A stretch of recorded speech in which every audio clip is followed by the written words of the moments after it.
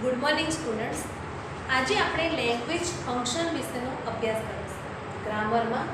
અને આ પોઈન્ટ્સ તમે ધોરણ 11માં ભણીને આવ્યા છો અને બંનેમાં સમાન આવે છે. ગ્રામર લેંગ્વેજ ફંક્શન 11માં પણ આવે છે અને 12માં પણ આવે છે. આપણને ખબર પડવી જોઈએ કે લેંગ્વેજ ફંક્શનનું વાક્ય હોય તો આપણે કઈ રીતે ઓળખી શકીએ છીએ. એક્ઝામમાં આ પોઈન્ટ્સ કઈ રીતે પૂછાશે તો તમને બ્રેકેટમાં 4 એક શબ્દ આપેલા હશે અને નીચે 3 વાક્ય આપેલા હશે. એ 3 વાક્યમાં ઉપરમાંથી કયો પોઈન્ટ્સ લાગુ પડે છે એ તમારે લખવાનો છે વાક્યની સામે. પણ એ ઓળખવા માટે આપણે નિયમો છે થોડાક ભણી લઈએ તો તમને જલ્દી ખ્યાલ આવશે કે કઈ રીતે વાક્યને તમે ઓળખી શકો છો.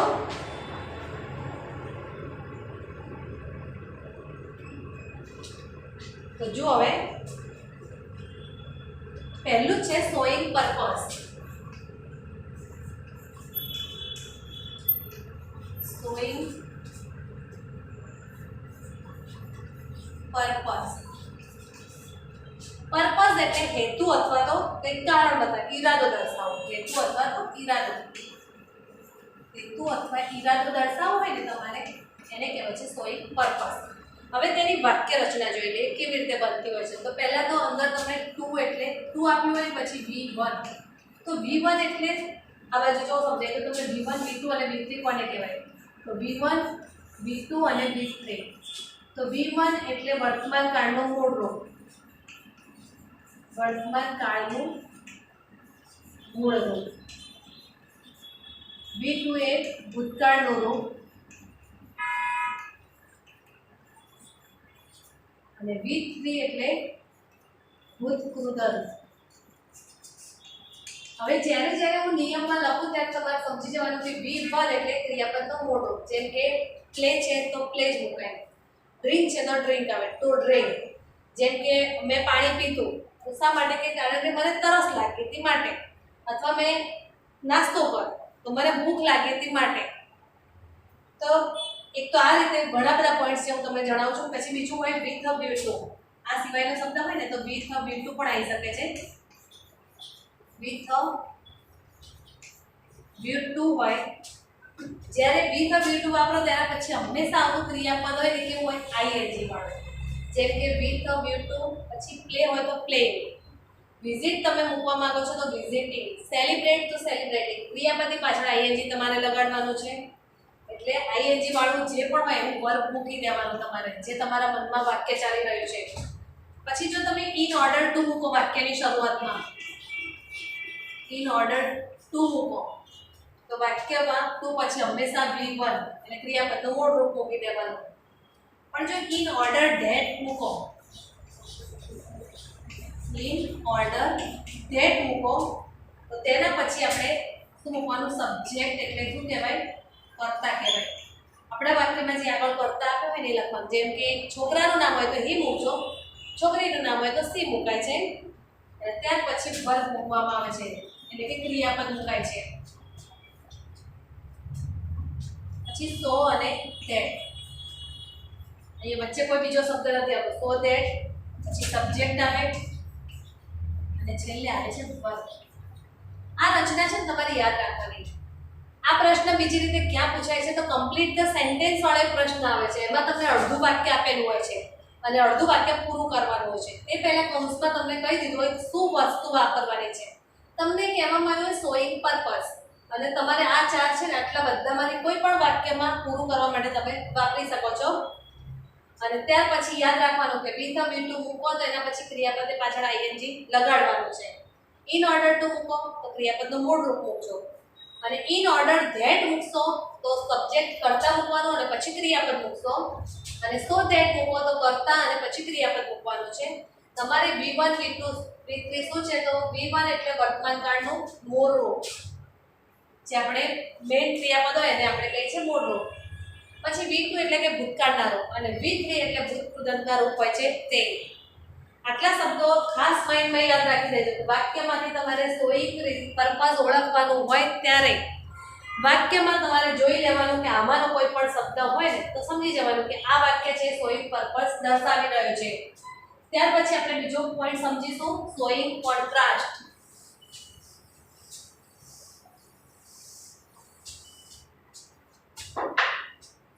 કોન્ટ્રાસ્ટ એટલે વિરોધી બતાવો.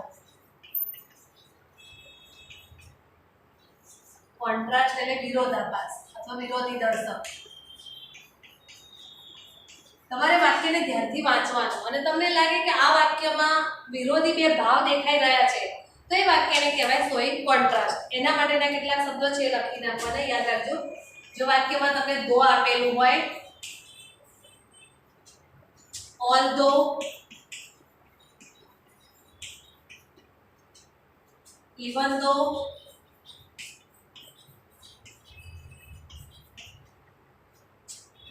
even if. હવે આ જે શબ્દો છે ને આટલા એ વાક્યની શરૂઆતમાં જ હોય છે. વાક્યની શરૂઆતમાં જ આવે આ શબ્દો બધા. વિરોધાભાસ દર્શાવવા માટે ખરા પણ વાક્યની શરૂઆતમાં આટલા શબ્દો મુકાશે. હવે એ સિવાયના બીજા શબ્દો કેટલાક છે એ કહું તો આ વાક્યની શરૂઆતમાં આવશે. પછી બટ, યટ અને સ્ટીલ. આ ત્રણ શબ્દો છે ને હંમેશા બે વાક્ય આપે ને એની વચ્ચે આ શબ્દો મુકાતા છે. બે વાક્યની વચ્ચે આવે આટલા શબ્દો. બે વાક્યની વચ્ચે.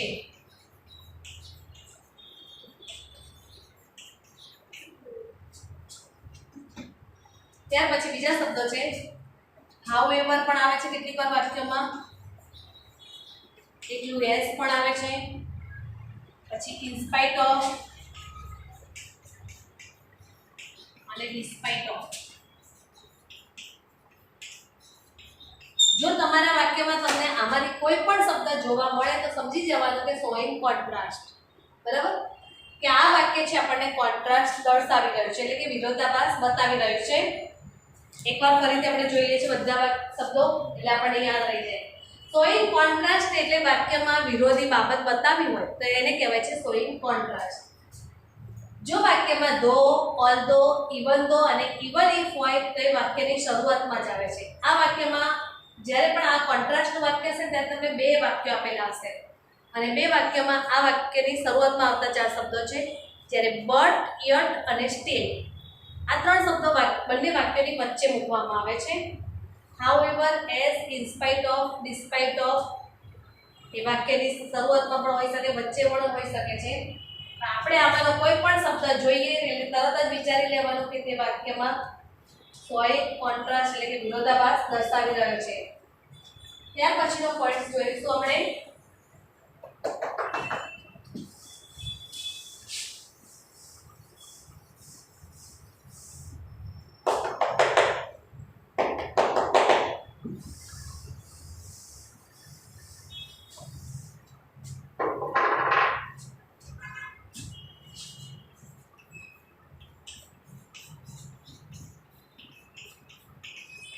supposition of action. supposition નો અર્થ શું થાય? ધારણા કરવી કે અનુમાન કરવું. આપણે છીએ ને ખાલી ધારણા કરવાની. જેમ કે આપણે એમ વિચારીએ કે હું એક રાજા હોઉં અથવા તો હું રાજા હોઉં અથવા પૈસા વાળો હોઉં પણ ખરેખર ના હોય. આપણે આવા વાક્યમાં એક શબ્દ તમને કયો જોવા મળશે? એઝ, ઇફ ખાસ જોવા મળશે. ત્યાર પછી સબ્જેક્ટ હોય અને પછી વેર.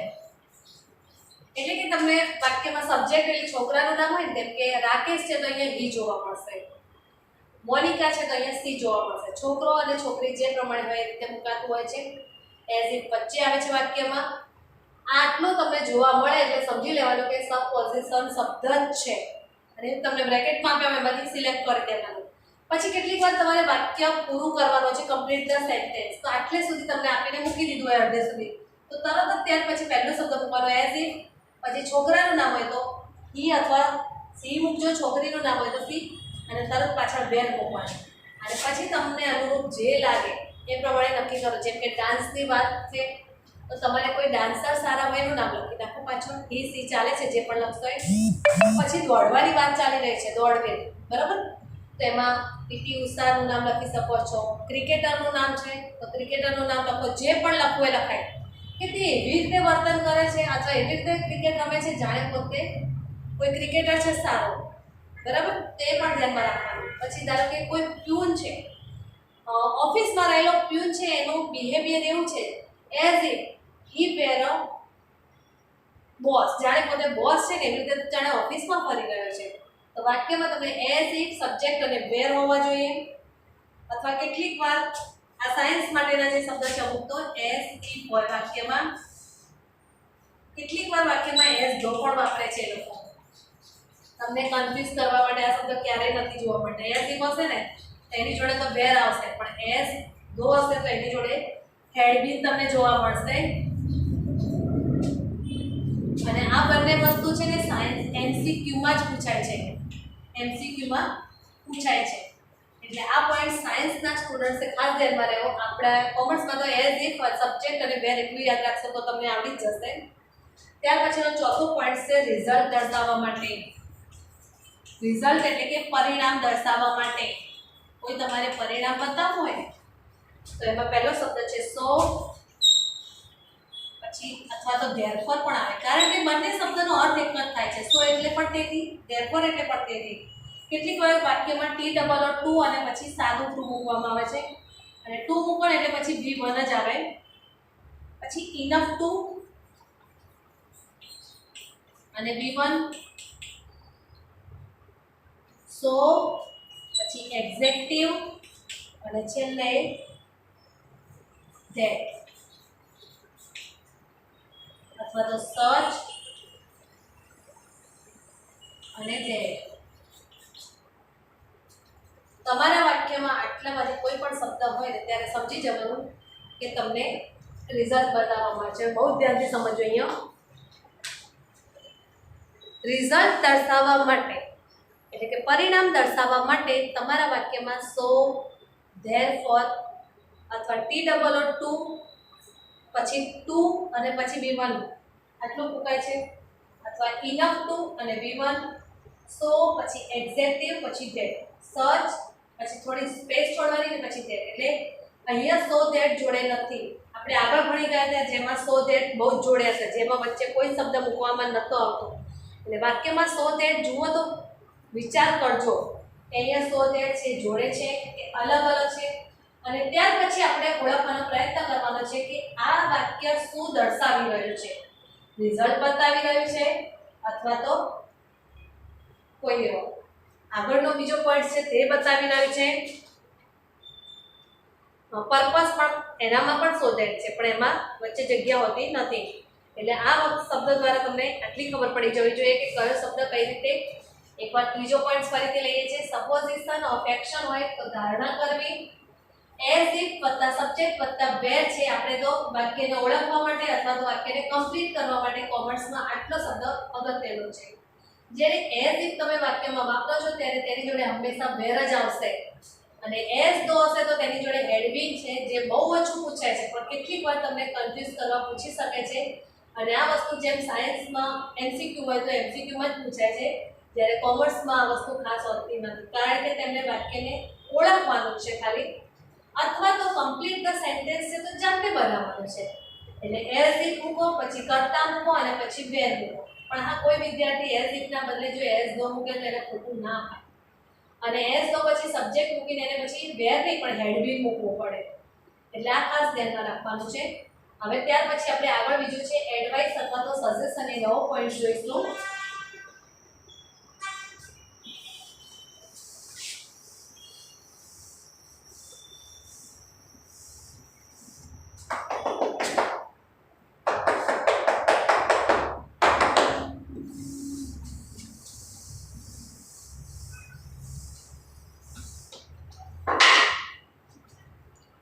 નંબરનો પોઈન્ટ છે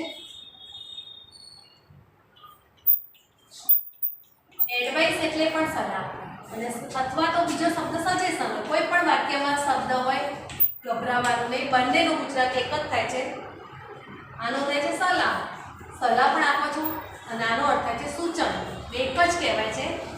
એટલે વાક્યમાં જે પણ હોય તે કરી શકો છો, પણ ધ્યાન રાખજો કયા કયા શબ્દો હોય છે. તો જો આમાંથી ઓળખ કરવી ને તો પહેલા વાક્યમાં સ્ટુડ આપેલું હશે ક્યાંય પણ, અથવા તો આઉટ ટુ પણ પૂછાય છે કેટલીક વાર.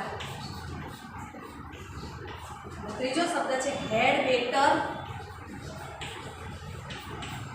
અને આ શબ્દ હોય ને એટલે એના પછી V1 હોય. આટલા શબ્દો ધ્યાન રાખજો. એડવાઇસ અથવા સજેશનની ઓળખ કરવા માટે વાક્યમાં શુડ હોય, ought to હોય અથવા તો હેડ બેટર અને V1 એટલે ક્રિયાપદનું મૂળ રૂપ હોય છે. આ ત્રણમાંથી કોઈ પણ એક શબ્દ હોય એટલે તરત જ ઓળખી લેવાનું. તમને બ્રેકેટમાં કયો શબ્દ આપ્યો છે, સજેશન આપ્યો હોય તો પણ એ લખવાનું, એડવાઇસ આપ્યો તો એડવાઇસ. પછી એવું ના બને કે તમને ખબર પડી ગઈ છે પણ પરીક્ષામાં તમે એક્ઝામમાં કે ક્યાંય એડવાઇસ પૂછે તમે સજેશન લખીને આવો તો ખોટું પડશે. અને ઉપર સ્પેલિંગ આપ્યું છે, સેમ કોપી મારવાની છે, ભૂલ ના થાય. વાક્ય લખવાનું છે અને ત્યાર પછી એ શબ્દ લખવાનો છે. ત્યાર પછી છે મેનર ઓફ એક્શન. છઠ્ઠો પોઈન્ટ છે મેનર ઓફ એક્શન. તો આ શબ્દ ઓળખવા માટે એઝ અથવા લાઈક તમને વાક્યમાં જોવા મળશે. તો બેમાંથી કોઈ પણ હોય તો તમે કહી શકો છો મેનર દર્શાવે છે. નથી કહેતા તે આ રીતનું તેનું બિહેવિયર છે. એઝ પછી કરીને કોઈનું નામ હોય કે એના જેટલું સરસ બિહેવિયર તેનું થઈ રહ્યું છે. તો એકવાર ફરીથી આ બંને આપણે જોઈ લઈએ છીએ.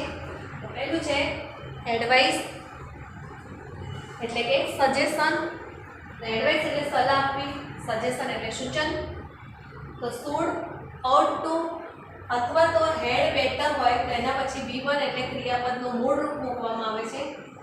આપેલા વાક્યમાં આપણે ત્રણમાંથી કોઈ પણ એક શબ્દ શોધી લેવાનો અને ત્યાર પછી આપણે નક્કી કરી લેવાનું કે આ શબ્દ છે કયા પોઈન્ટ્સમાં આવે છે, કયું ફંક્શન દર્શાવે છે અને તમે તેને ઓળખી શકશો. નેક્સ્ટ છે મેનર ઓફ એક્શન. તો એક્શન છે તમારી પણ કોના જેવી છે તો એઝ અથવા તો લાઈક શબ્દથી દર્શાવવામાં આવે છે. ત્યાર પછી છે હેબિચ્યુઅલ એક્શન ઇન પાસ્ટ.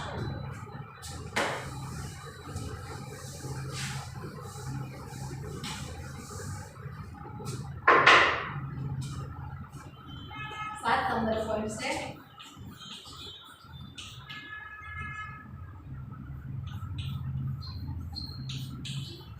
કેટલીક વાર વાક્યમાં ખાલી હેબિચ્યુઅલ એક્શન લખ્યું છે, કેટલાક વાક્યોમાં હેબિચ્યુઅલ એક્શન ઇન પાસ્ટ લખેલું હોય છે. પાસ્ટ લખેલું હોય એટલે તો ભૂતકાળનો શબ્દ આવે છે. એમાં મુખ્ય શબ્દ વપરાતો હોય તો એક આ છે યુઝડ ટુ. બહુ જ વપરાય છે. યુઝડ ટુ વાપરો એટલે પાછળ V1 જ આવે. જ્યાં જ્યાં ટુ દેખાય એટલે V1 જ આવશે. પછી બીજો એક પોઈન્ટ છે, જો વાક્યમાં તમને એમ, ઇઝ, આર, વોઝ, વેર આપ્યું હોય, વાક્યમાં એમ, ઇઝ, આર,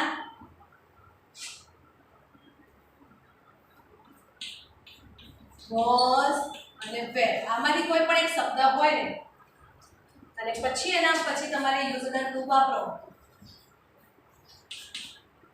તો આઈએનજી વાળું વર્બ આવશે.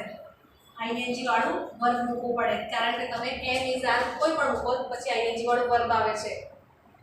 જેમ કે હું તમને એક એક્ઝામ્પલ જો અહીંયા લખાને લખી આપું છું એક્ઝામ્પલ કરીને એને ખ્યાલ આવશે. હી યુઝડ ટુ ફોર. જો મેં યુઝડ ટુ લીધું ને એટલે એના પછી V1 એટલે ક્રિયાપદનું મૂળ રૂપ લખેલું. પણ ધારો કે બીજું વાક્ય લખું છું when I was a kid, when I was a kid. વાક્યમાં જો તમને was જોવા મળે છે તો હવે તમારે શું કરવું છે યુઝડ ટુ. તો I છે માટે I મૂકવું પડશે. I પછી યુઝડ ટુ અને યુઝડ ટુ મૂકશો એટલે ત્યાર પછી ક્રિયાપદની પાછળ શું લગાડવાનું છે તમારે ING. Used to going temple.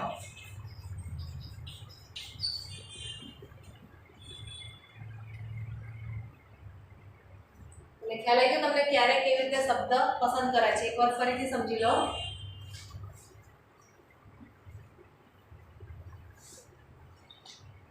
Habitual action in past એટલે આપણી ગુજરાતીમાં એવું કહેવાય કે કોઈ ભૂતકાળની કોઈ આપણને ટેવ હોય ને તેને કહેવાય છે હેબિચ્યુઅલ એક્શન ઇન પાસ્ટ. અને હેબિચ્યુઅલ એક્શન દર્શાવવા માટે વાક્યમાં યુઝડ ટુ હોવું બહુ જ જરૂરી છે. કારણ કે યુઝડ ટુ શબ્દનું ગુજરાતી થાય છે કોઈ વસ્તુથી ટેવાયેલા હોવું. એટલે તમારા વાક્યમાં યુઝડ ટુ વાપરેલું હોય એટલું તો એના પછી હંમેશા V1 જ મૂકવામાં આવે છે. I used to play cricket, I used to drink tea. બરાબર આવા વાક્યો હોઈ શકે ત્યારે આપણે એમ મૂકવાનું નથી યુઝડ ટુ પહેલા. પરંતુ જો તમારા વાક્યમાં એમ, ઇઝ, આર, વોઝ, વેર હોય અને પછી તમે યુઝડ ટુ વાપરો છો ત્યારે તે વાક્યમાં ટુ પછી હંમેશા આઈએનજી વાળું ક્રિયાપદ મૂકવામાં આવે છે. બંને પ્રકારના એક્ઝામ્પલ તમને નીચે આપેલા છે. જો આઈ યુઝડ ટુ ગો. જ્યારે વાક્યમાં યુઝડ ટુ વાપર્યું છે તો આપણે ક્રિયાપદનું મૂળ રૂપ લખ્યું છે ગો. પરંતુ બીજું વાક્ય છે તેમાં when I was a kid, તો was શબ્દ છે ઉપરના 5 ટુ બી ના ક્રિયાપદનું એક આપણે પસંદ કર્યું છે. am, is, are, was, were છે તેમાંથી એક લીધું છે was. તો તે વખતે આપણે લઈશું પછી I એટલે પહેલા પણ I આપ્યું છે તો એને આપણે કર્તાને મુખ્ય લખીશું I. પછી યુઝડ ટુ લખ્યું છે તો યુઝડ ટુ પછી હંમેશા આઈએનજી વાળું ક્રિયાપદ મૂકવાનું એટલે શું આવશે ગોની બદલે ગોઈંગ ટેમ્પલ. જ્યારે હું નાનો હતો ત્યારે રોજ મંદિરે જવા ટેવાયેલો હતો. એટલે ક્યારે કયો શબ્દ વાપરવો એ ખૂબ જ જરૂરી છે અને જાણતા હશો તો જ તમને ખ્યાલ આવશે કઈ રીતે તમે આગળ વાક્ય લખી શકો છો. ત્યાર પછી આપણે બીજા પોઈન્ટ જોઈશું.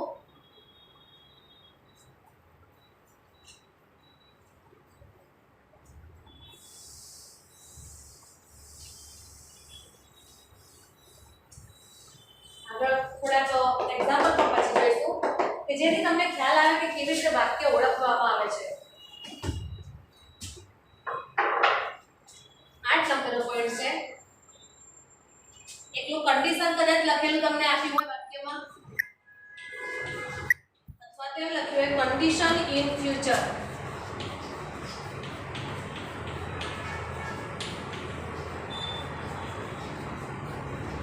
ભવિષ્યકાળની કોઈ પણ પરિસ્થિતિ કે સ્થિતિ દર્શાવવાની. તો વાક્યમાં પહેલા તો if અથવા એક બે વાક્યો હશે. એમાં પહેલું વાક્ય હશે ને એમાં if અને unless હશે. બેમાંથી કોઈ પણ એક હોય. તમને if અને unless હોય, પછી સબ્જેક્ટ હોય અને પછી V1 હોય, પછી બીજું ગમે તે શબ્દ હોય. ત્યાર પછી પાછળનું વાક્ય હશે ને એમાં આવું હશે will હશે અથવા તો shall હશે, પછી V1 હશે.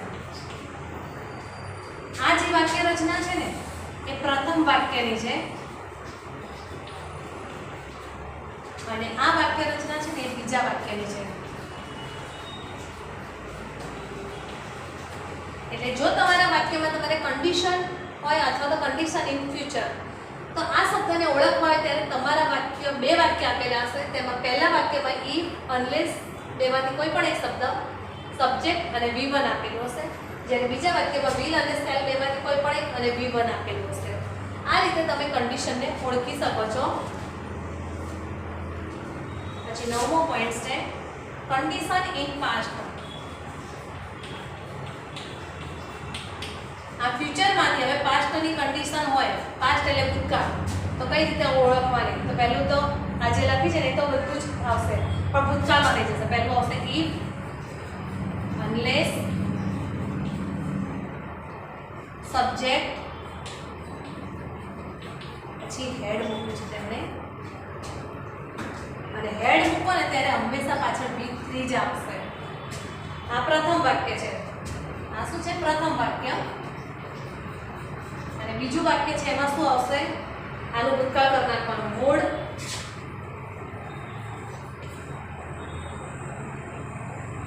પછી might, બેમાંથી કોઈ પણ એક, પછી હેવ આવશે અને હેવ આવે ત્યારે પણ V3 જ આવે એવો નિયમ છે. તો આ બીજું વાક્ય હશે. જ્યારે વાક્યમાં તમે હેવ કે હેઝ મૂકો ને ત્યાર પછી હંમેશા V3 એટલે ક્રિયાપદનું ભૂતકૃદંતનું રૂપ જ મૂકાશે. આપણે જોયું છે V3 એટલે ભૂતકૃદંત, V1 એટલે વર્તમાનકાળનું મૂળ રૂપ અને V2 એટલે ભૂતકાળનું રૂપ અને V3 એટલે ભૂતકૃદંત છે. માની લો કે એક્ઝામ્પલ તમને સમજાવું. ધારો કે ગો હોય ને એનો ભૂતકાળ શું થશે? વેન, અને ભૂતકૃદંત થશે ગોન. એટલે આપણે ઓળખવામાં તકલીફ ના પડવી જોઈએ. આને શું કહેવાય? V1 કહેવાય અને V2 અને આને V3. એટલે જ્યાં જ્યાં V3 લખ્યું છે ત્યાંનો અર્થ શું થશે? છેલ્લો શબ્દ હોય તે મૂકવાનો. અને જ્યાં વાક્યમાં V1 લખેલું છે એનો અર્થ થશે પહેલો શબ્દ હોય એ લખવાનો. કારણ કે તમને એ નાના નાના રૂપો છે ને મોઢે કદાચ આવડતા પણ હશે અને તમે સમજી પણ શકો છો કે કઈ રીતે મૂકવામાં આવે છે. અત્યારે આપણે ખાસા બધા શબ્દો સમજ્યા છીએ. બીજામાં આપણે બીજા થોડા જોઈશું અને ત્યાર પછી આપણે આ બધાના ભેગા કરીને એક વિડીયો બનાવી બીજો કરીશું કે જેમાં તમને સેન્ટેન્સ આપેલા હશે અને સેન્ટેન્સને તમે કઈ રીતે ઓળખો છો તો એના માટે પણ આ તમારે જાણવું બહુ જ જરૂરી છે. હજુ પણ તમે આ જ વિડીયોને એકવાર ફરીથી જોજો કે જેથી તમને કયો શબ્દ ક્યારે વપરાય છે અને કઈ રીતે થાય છે એ પણ તમે સારી રીતે સમજી શકશો. આનાથી બીજા શબ્દો છે જે તમને નેક્સ્ટ વિડીયોમાં સમજાવવામાં આવશે.